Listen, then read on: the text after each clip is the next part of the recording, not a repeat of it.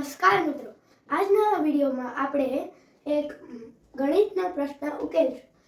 એ છે, માની તે એક કંપાસ બોક્સ ₹100 દુકાનદાર પાસેથી ખરીદ્યું. એ કંપાસ બોક્સ માની તે 10% ખોટથી મનનને વેચ્યો. મનને એ કંપાસ બોક્સ 5% નફા સાથે તે દુકાનદારને પાછો વેચ્યો. તો દુકાનદારને એ કંપાસ બોક્સ કેટલા રૂપિયામાં પાછો મળશે? તો માનિકની ખરીદ કિંમત એટલે ₹100.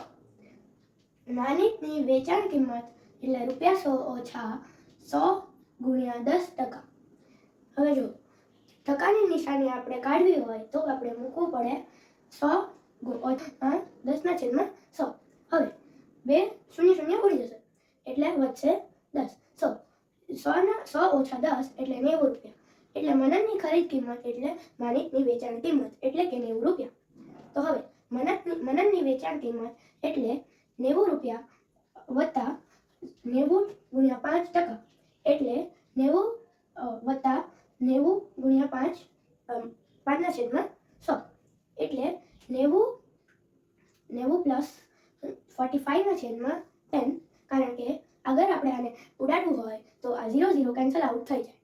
તો એટલે 90 પ્લસ 4.5 એટલે દુકાનદારની નવી ખરીદ કિંમત એટલે ₹94.5. તો દુકાનદારની નવી ખરીદ કિંમત અને મનનની વેચાણ કિંમત એટલે ₹94.5. Thank you.